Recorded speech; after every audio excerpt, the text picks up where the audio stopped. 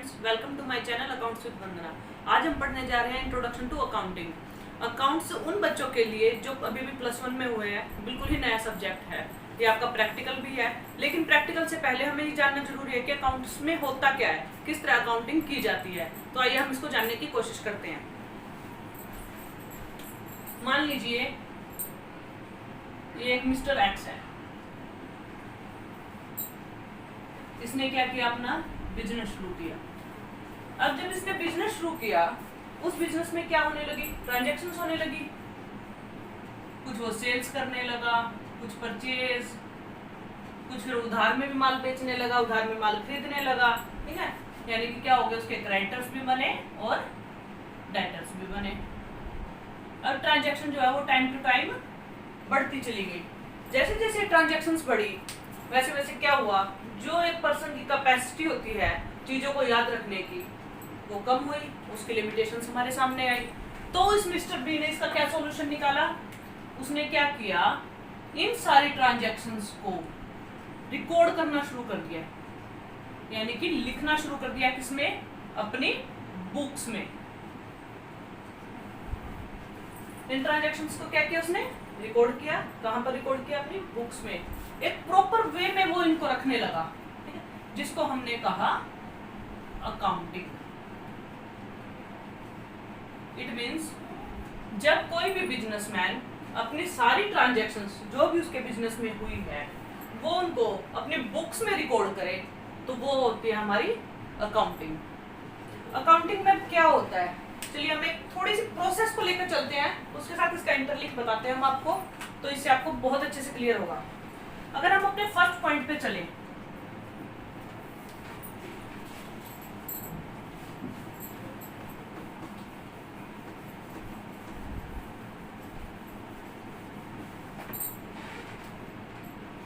First point हमारा कहता है आइडेंटिफिकेशन।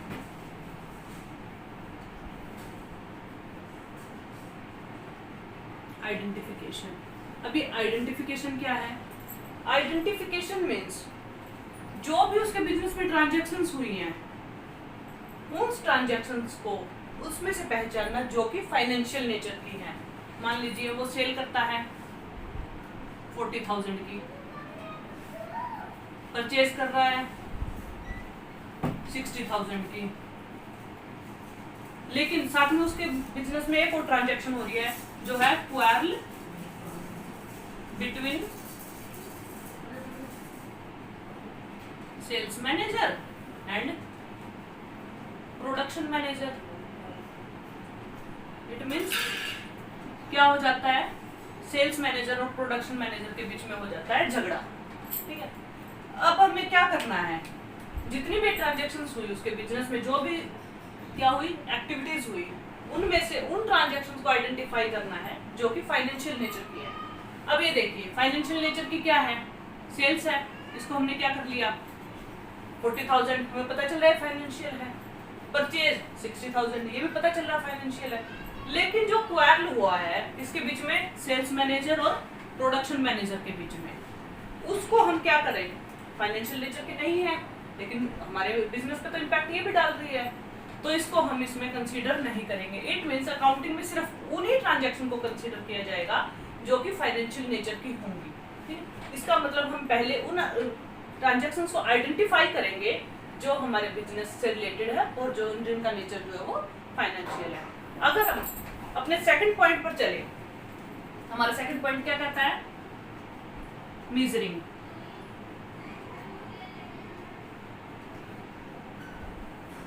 अभी मीजरिंग क्या है, हमने ये तो आइडेंटिफाई कर लिया कि ये फाइनेंशियल नेचर की है या नहीं है। अब इनको मनी के टर्म्स में मेजरमेंट करना है इनका। ठीक है, मान लीजिए हम यहाँ पर सिर्फ ये लेके चलते हैं कि सेल्स है, ये हमने माना सेल्स जो है वो फाइनेंशियल नेचर की है, लेकिन जो है 40,000 है, ये क्या हो गया, हमारा मेजरमेंट हो गया। ठीक है, यानी कि जो सेल्स की, उसने सेल्स हो गई हमारी रिलेटेड टू बिजनेस, यानी कि हमने आइडेंटिफाई कर लिया। और जो ₹40,000 आया, ये हमारा हो गया मेजरमेंट इन मनी टर्म्स, यानी कि हमने अपनी ट्रांजैक्शन को मनी के टर्म में मेजरमेंट कर लिया।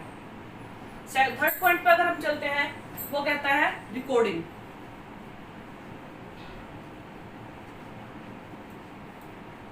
सबसे पहले हमने क्या किया, आइडेंटिफाई किया नेचर को।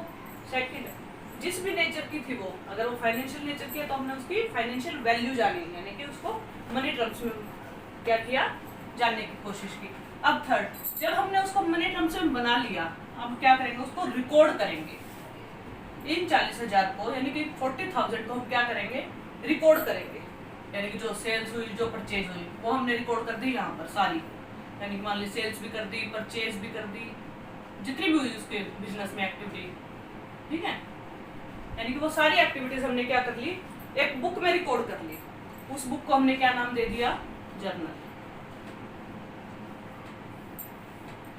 यानी कि जो एक्टिविटीज हमने रिकॉर्ड की, उन एक्टिविटीज को रिकॉर्ड करने की जो बुक है, उस बुक को हमने क्या नाम दिया, जर्नल। अब अगर हम अपने अगले पॉइंट पर चले तो अगला पॉइंट हमारा क्या कहता है, क्लासिफिकेशन।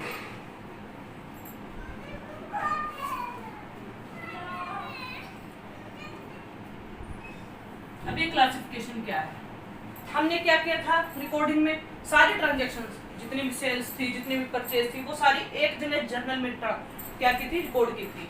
लेकिन अब हम इनको क्या करेंगे, क्लासिफाई। क्लासिफाई मतलब एक जैसी चीजों को एक जगह पर लिखना, ठीक है। मान लीजिए हमने सेल्स के लिए अलग बुक बना दी, परचेज के लिए अलग बना दी। इसमें सारी सेल्स रिकॉर्ड कर दी और इसमें सारी परचेज रिकॉर्ड कर दी।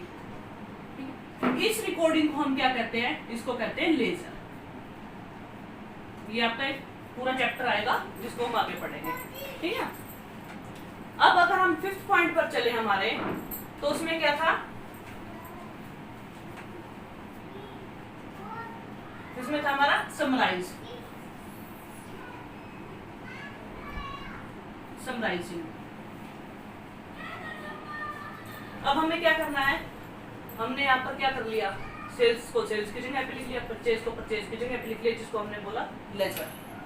अब इस लेजर में से उठा के हमें अपने बैलेंसेस को कहाँ लेकर जाना है, यानी कि उनको हमें समराइज करना है। मान लीजिए हम कहते हैं हमारी सेल्स, टोटल सेल्स हुई है, वो कितनी है, 40,000, ठीक है। टोटल परचेजेस जो है वो हमारी कितनी है, 70,000, ठीक है। इस तरह से हमने क्या किया, इनको एनालाइज करके इन बुक्स के हमने क्या निकाल लिए, टोटल्स निकाल लिए। और टोटल निकालने के बाद हमने क्या किया, एक समराइज किया उनको, जिसमें हमारे 3 तरह से अकाउंट बनते हैं। फर्स्ट बनता है हमारा ट्रायल बैलेंस,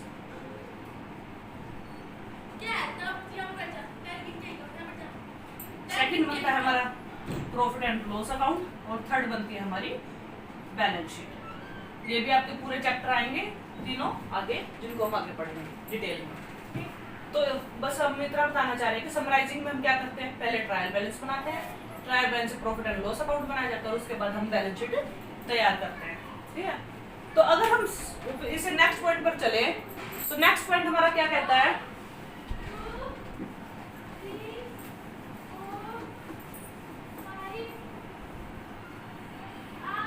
नेक्स्ट पॉइंट है हमारा 6th पॉइंट,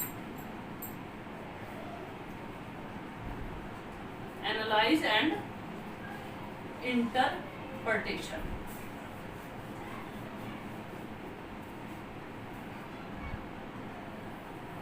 ये हमारा 6th पॉइंट, एनालाइज करना और इंटरप्रिटेशन करना। अब जब हमने अपने समराइज कर लिया अपने सारी ट्रांजैक्शंस को, अब हम उनका क्या करेंगे, बैलेंस शीट यहाँ पे बना दी। बैलेंस शीट बनाने के बाद हम उसको एनालाइज करेंगे। एनालाइज का मतलब होता है रिजल्ट निकालना, यानी कि हम रिजल्ट निकालेंगे, हमें प्रॉफिट हो रहा है या लॉस हो रहा है। अगर प्रॉफिट हो रहा है तो क्या सिचुएशन है बिजनेस की, और अगर लॉस हो रहा है तो उस सिचुएशन में बिजनेस को क्या डिसीजन लेने हैं, ठीक है। तो इससे हम क्या फायदा होगा, हमें एनालाइज करने के बाद हमें ये पता चलेगा कि फर्म क्या ग्रो कर रही है या वो घाटे में जा रही है। अगर वो प्रॉफिट कर रही है तो बहुत अच्छी बात है, वो अपने बिजनेस को और ज्यादा एक्सपेंड करने की कोशिश करेंगे। अगर वो लॉस में जा रही है तो वो उसे जो उसके लिए करेक्टिव एक्शंस होंगे वो उसे लेने की जरूरत है, ठीक है। और लास्ट पॉइंट हमारा आ जाता है, ये हमारा कम्युनिकेटिंग टू यूजर्स। अब अगर हम लास्ट पॉइंट देखें, हमने यहाँ पे रिजल्ट निकाल लिया हमारे 6 पॉइंट में। 6 पॉइंट में रिजल्ट्स निकालने के बाद हम क्या करेंगे, उन रिजल्ट्स को कम्युनिकेट करेंगे। कम्युनिकेट मतलब उन रिजल्ट्स को बताएंगे। किसको बताना, हमें अपने यूजर्स को। अब वो यूजर्स कौन है हमारे, जो हमारे बिजनेस से रिलेटेड करते हैं, जैसे बैंक है, डेटर है, क्रेडिटर हैं, हमारे इन्वेस्टर्स हैं, कोई भी हमारे कस्टमर हैं। हर एक पर्सन ये जानना चाहता है कि बिजनेस क्या है, किस कंडीशन में है। तो हमारा क्या काम है, हमें उन यूजर्स को अपनी क्या है, सारी बिजनेस की पोजीशन जो है वो कम्युनिकेट करनी है। ठीक है, तो हमने ये जाना, इसके 7 पॉइंट्स हैं। 7 पॉइंट्स कैसे, अब देखिए।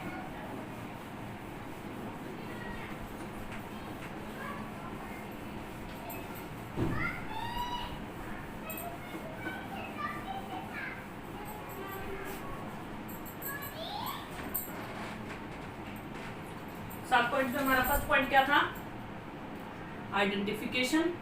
सेकंड पॉइंट था हमारा मेजरिंग या मेजरमेंट करना। थर्ड पॉइंट था हमारा रिकॉर्ड। फोर्थ था हमारा क्लासिफिकेशन। उसके बाद हमने की थी समराइजिंग, और उसके बाद हमने क्या किया था, एनालाइजिंग, और लास्ट में हमने क्या किया था, कम्युनिकेट। 1 2 3 4 5 6 एंड 7। इस तरह ये हमारे 7 स्टेप्स हैं जो कि हमारी अकाउंटिंग की प्रोसेस है। ठीक है, अकाउंटिंग प्रोसेस में हमें पहले आई से क्या है, identification, M denotes to measuring, R denotes to recording, C for classifying, S for summarising, A for analysing means result निकालना, और सी फॉर कम्युनिकेट मींस जो हमारे यूजर्स हैं हम उनको क्या करेंगे, बिजनेस की सारी जो कंडीशन है वो हम उनको बताएंगे। अब हम ना एक अकाउंटिंग की डेफिनेशन देखते हैं जिसमें आपको एक 7 जो प्रोसेस के स्टेप्स है वो आपको उसी अकाउंटिंग की डेफिनेशन में सारे मिल जाएंगे। तो हमारी डेफिनेशन है, accounting is an art of recording,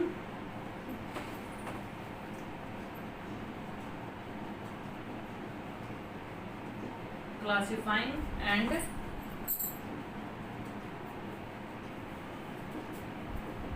summarizing in a significant manner and in terms of money, transactions and events which are in part, at least at a financial character and interpreting the results thereof.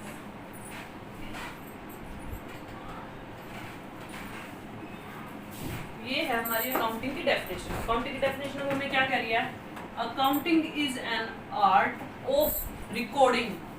हमने अभी process में recording की बात की, ये रही, ठीक है। क्लासिफाइंग, क्लासिफाइंग हमारा 4th स्टेप, एंड समराइजिंग हमारा 5th step. In a significant manner and in terms of money. Terms of money में आ जाता है हमारा मेजरमेंट, यानी कि हमने क्या किया था, मेजरमेंट में भी जितनी भी ट्रांजैक्शंस होती थी उनको हमने टर्म्स ऑफ मनी में कैलकुलेट किया था। Transactions and events which are in part at least of financial character. Financial character means जो कि हमारे बिजनेस से रिलेटेड है और जो क्या है, फाइनेंशियल नेचर की हो। It means identification and interpreting the results thereof. और क्या है, इंटरप्रेट करना यानी कि एनालाइज करना, और लास्ट में क्या करना है, उसका रिजल्ट जो है वो कम्युनिकेट करना है। ठीक है, इस तरह से ये डेफिनेशन क्या है, इस प्रोसेस का एक कॉम्बिनेशन है। हमने डेफिनेशन को पढ़ा, हमने प्रोसेस को पढ़ लिया। इट मीन्स अगर आपके पास कोई भी क्वेश्चन आता है, अगर आपके पास आता है अकाउंटिंग क्या होता है, उसकी कैरेक्टरिस्टिक्स क्या है,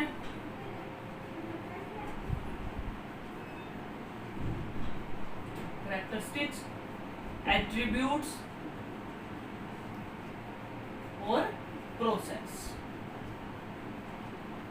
इन सब का आंसर क्या होगा? ये जो 7 स्टेप्स हैं, first, second, third, fourth, fifth, sixth और 7, ये इसका आंसर होगा। चलिए अब हम आगे टॉपिक और देखते हैं। अब हम देखते हैं ब्रांचेस ऑफ अकाउंटिंग, यानी कि हमारे अकाउंट्स की जो है कुछ ब्रांचेस हैं, उनको हम पढ़ते हैं। मतलब फर्स्ट क्या है? Financial accounting. फाइनेंशियल अकाउंटिंग जो अभी भी आपने सीखा ना 7 के 7 पॉइंट, वो किस में आते हैं? हमारे फाइनेंशियल अकाउंटिंग। फाइनेंशियल अकाउंट्स का मतलब क्या होता है? जितनी भी हमारी फाइनेंशियल नेचर की ट्रांजैक्शंस होती हैं उनको हम क्या करते हैं? रिकॉर्ड करते हैं, समराइज करते हैं, उनसे कुछ क्या निकालते हैं? क्लासिफाइड करके हमको रिजल्ट्स निकालते हैं, और वो रिजल्ट हम क्या करते हैं? कम्युनिकेट करते हैं to the users, communicate to users. ये काम आता है हमारा फाइनेंशियल अकाउंटिंग में। बारी आती है कॉस्ट अकाउंटिंग की। कॉस्ट अकाउंटिंग जैसे नाम से ही पता चल रहा है, कॉस्ट। कॉस्ट का क्या मतलब होता है? कॉस्ट का मतलब है, मान लीजिए एक फैक्ट्री है, ठीक है, इसमें हम क्या है, कुछ भी, कोई मान लीजिए एक शर्ट प्रिपेयर कर रहे हैं, शर्ट बनाने की फैक्ट्री है। अगर इस शर्ट के लिए हमें रॉ मटेरियल चाहिए, रॉ मटेरियल लाया, रॉ मटेरियल में जैसे फैब्रिक है, बटन्स हैं, थ्रेड है, फैब्रिक है, बटन्स, थ्रेड, इस तरह से उसे क्या चाहिए? रॉ मटेरियल चाहिए, ठीक है। अब जब ये सारा कुछ उसके पास आ गया रॉ मटेरियल, उससे उसने एक शर्ट तैयार कर ली, यहाँ पे शर्ट प्रिपेयर हो गई। अब वो ये जानना चाहता है कि ये एक शर्ट बनाने पर उसकी जो कॉस्ट है वो कितनी आई है। इस तरह से जब हम कॉस्ट की बात करते हैं, यानी कि खर्चे की बात करते हैं कि एक चीज का प्रोड्यूस करने पर उसका खर्चा कितना आ रहा है, तो हम उसको क्या कहते हैं? कॉस्ट अकाउंटिंग, ठीक है। थर्ड पॉइंट है मैनेजमेंट अकाउंटिंग। मैनेजमेंट अकाउंटिंग में हम क्या है, जो भी हमने यहाँ से हमारे क्या रिजल्ट्स निकाले, उन रिजल्ट्स को क्या कर दिया? अपने मैनेजमेंट तक पहुंचा दिया। जब मैनेजमेंट के पास रिजल्ट आए तो उसने देखा कि बिजनेस की पोजीशन क्या है, ठीक है, बिजनेस की पोजीशन, बिजनेस प्रॉफिट में जा रहा है या लॉस में जा रहा है, ठीक। तो उससे रिलेटेड वो क्या करेगा? कुछ डिसीजंस लेगा जो कि बिजनेस के लिए हेल्पफुल होंगे, ठीक। तो इस तरह 3 ब्रांचेस हैं, financial accounting, cost accounting, management accounting. Financial accounting में हम फाइनेंस से रिलेटेड, यानी कि जब हम रिकॉर्डिंग करते हैं, समराइज करते हैं और उससे कुछ रिजल्ट्स निकालते हैं, वो आ जाता है हमारा फाइनेंशियल अकाउंटिंग के अंदर। जब कोई भी प्रोडक्ट बनाने में जो हमारा खर्चा आता है, यानी कि जो हमारी कॉस्ट आती है, उसको हम बोलते हैं कॉस्ट अकाउंटिंग। और जब वो ही इंफॉर्मेशन, यानी कि जो हमने यहाँ से निकाली थी, वो मैनेजर्स को हेल्प करे किस चीज में? डिसीजन मेकिंग में, तो उसको हम कहते हैं मैनेजमेंट अकाउंटिंग। चलिए एक टॉपिक और देखते हैं इससे related, objectives of accounting. Objective means accounting जो है वो क्यों की जाती है। सबसे हमारा फर्स्ट पॉइंट है मेंटेनिंग,